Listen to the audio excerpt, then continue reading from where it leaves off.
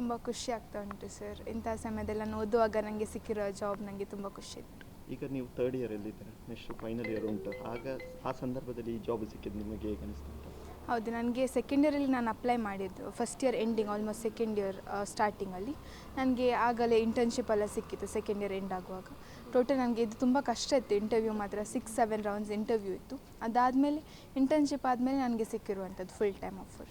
ಅಂದರೆ ನೀವು MBA ಮಾಡಲಿಕ್ಕೆ ಹೋಗಿ MBBS ಮಾಡಲಿಕ್ಕೆ ಹೋಗಿ ಇದಕ್ಕೆ ಬಂದರೆ ಈಗ ಬದಲಾವಣೆಯಲ್ಲಿ ಹೇಗೆ ಉಂಟು? ಹೌದು, ಬದಲಾವಣೆ ತುಂಬಾ ಇದೆ. MBBS ಅಂತ ಹೇಳಿದ್ರೆ ಫುಲ್ ಡಾಕ್ಟರ್, ಫುಲ್ ಡೆಡಿಕೇಟೆಡ್. ಇದಕ್ಕೆ ಸಹ ಡೆಡಿಕೇಶನ್ ಬೇಕು. ಬಟ್ ಇದು ಕಂಪ್ಲೀಟ್ ಡಿಫ್ರೆಂಟ್ ಫೀಲ್ಡ್ ಆಗಿರೋದ್ರಿಂದ ನನಗೆ ಇದರಲ್ಲಿ ಖುಷಿ ಉಂಟು. ಫಸ್ಟಿಗೆ ನಾನು ಫಸ್ಟ್ 6 ತಿಂಗಳು ನಾನು ಕಾಲೇಜಿಗೆ ನನಗೆ ಸ್ವಲ್ಪ ಸಹ ಇಷ್ಟ ಇಲ್ಲ, ಫುಲ್ ಬೇಜಾರಲ್ಲಿ ಹೋಗ್ತಾಯಿದ್ದೆ. ಅಯ್ಯೋ, ನಾನು ಡಾಕ್ಟರ್ ಆಗಿದ್ದರೆ ಚೆನ್ನಾಗಿರ್ತಾ ಇತ್ತು ಅಂತ. ಬಟ್ ಈಗ ನನಗೆ ತುಂಬ ಖುಷಿ ಇತ್ತು. ಈಗ ಅಷ್ಟು ದೊಡ್ಡ ಕಂಪನಿಯಲ್ಲಿ ಕೆಲಸ ಆಯಿತು, ಮೊದಲಿಗೆ ನೀವು ಇಂಟರ್ನ್ಶಿಪ್ ಮಾಡಿದ್ರಿ. ಈಗ ಯುವ ಜನತೆಗೆ ನೀವು ಏನು ಹೇಳಲಿಕ್ಕೆ ಇಷ್ಟಪಡ್ತೀರಾ ಅಂತ? ಯುವ ಜನತೆಗೆ ಏನು ಹೇಳಲಿಕ್ಕೆ ಇಷ್ಟಪಡ್ತೇನೆ ಅಂತ ಹೇಳಿದ್ರೆ, ನೀವು ಎಂಥ ಕೆಲಸ ಮಾಡೋದಾದರೆ ನಿಮ್ಮದು 200% ಎಫರ್ಟ್ ಹಾಕಿ, ಮತ್ತು ಎಲ್ಲರಿಗಿಂತ ಯುನೀಕ್ ಆಗಲಿಕ್ಕೆ ಟ್ರೈ ಮಾಡಿ. ಈಗ ಎಲ್ಲರೂ ಸಹ ಇಂಜಿನಿಯರಿಂಗ್ MBBS ಎಲ್ಲ ಮಾಡ್ತಾರೆ, ಬಟ್ ನೀವು ಹೇಗೆ ನಿಮ್ಮನ್ನು ಯುನೀಕ್ ಆಗಿರ್ತೀರ ಅದನ್ನು ನೋಡಿ. ಮತ್ತು ನಾವು ಓದೋದು ನಾವು ಸುಮ್ಮನೆ ಓದಬಾರ್ದು, ಅದನ್ನು ಪ್ರಾಕ್ಟಿಕಾಲಿಟಿಯಾಗಿ ಥಿಂಕ್ ಮಾಡಬೇಕು. ಈಗ ನಾವು ಏನೇ ಓದೋದಾದರೆ ಇದು ಯಾಕೆ, ಎಲ್ಲಿಗೆ ಯೂಸ್ ಮಾಡ್ಬೋದು, ನಾವು ಎಲ್ಲಿ ಇದನ್ನು ಅಪ್ಲೈ ಮಾಡ್ಬೋದು ಅಂತ ಅದನ್ನು ಇಟ್ಕೊಂಡು ಓದಿ. ನೀವು ಹಾರ್ಡ್ ವರ್ಕ್ ಯಾವ ರೀತಿಯಲ್ಲಿ ಮಾಡಿದ್ದೀರಾ ಅಂತ?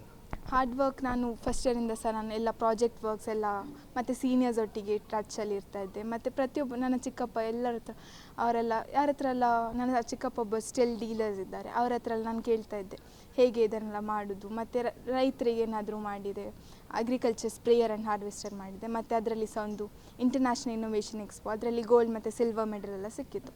ಮತ್ತು ಅಲ್ಲಿ ನನಗೆ ಕಾನ್ಫಿಡೆನ್ಸ್ ಬೂಸ್ಟ್ ಆಯಿತು. ಅದಾದಮೇಲೆ ಮಾಡ್ತಾ ಹೋದೆ. ಈಗ ಸಾಮಾನ್ಯವಾಗಿ ಇಂಜಿನಿಯರ್ ಮಾಡಿ ಯಾರು ಸಹ ಉದ್ಯೋಗ ಇಲ್ಲ ಅಂತ ಹೇಳ್ತಾರೆ, ಅಂಥವ್ರಿಗೆ ನೀವು ಎಂತ ಹೇಳಲಿಕ್ಕೆ ಇಷ್ಟಪಡ್ತೀವಿ? ಉದ್ಯೋಗ ಉಂಟು ಆ್ಯಕ್ಚುಲಿ, ಬಟ್ ಅದೇ ನಾವು ತುಂಬ ಹಾರ್ಡ್ ವರ್ಕ್ ಮಾಡಬೇಕಾಗಿರ್ತದೆ. ನಾನು ಇಂಜಿನಿಯರಿಂಗ್ ಟೈಮಲ್ಲಿ ನಾನು ತುಂಬ ಹಾರ್ಡ್ ವರ್ಕ್ ಮಾಡಿದೆ. ಎಷ್ಟೋ ಜನ ಇಂಜಿನಿಯರಿಂಗ್ ಆದಮೇಲೆ ನೋಡುವ, ಅದಾದಮೇಲೆ ಕೆಲಸ ಹುಡುಕುವ ಅಂತ. ನಾವು ಇಂಜಿನಿಯರಿಂಗ್ ಇರುವಾಗಲೇ ನಮಗೆ ಕೆಲಸ ಸಿಗಲಿಕ್ಕೆ ಸಾಧ್ಯ ಉಂಟು. ಆದರೆ ನಾವು 100% 200% ಎಫರ್ಟ್ಸ್ ಕೊಡಬೇಕು, ಮತ್ತು ಹಾರ್ಡ್ ವರ್ಕ್, ಡಿಟರ್ಮಿನೇಷನ್ ಎಲ್ಲ ಇರಬೇಕು. ಅಂದರೆ ಮುಂದೆ ನೀವು ಸಮಾಜಕ್ಕೆ ಏನಾದರೂ ಮಾಡುವ ಐಡಿಯಾದಲ್ಲಿದ್ದೀರಾ? ಹೌದು, ನಂದು ಒಂದು ಸ್ಟಾರ್ಟಪ್ ಮಾಡಬೇಕಂತ ಇದ್ದೇನೆ. ನಮ್ಮ ಭಾರತದವರಿಗೆ ಏನಾದರೂ ಮಾಡಬೇಕಂತ ಇದ್ದೇನೆ.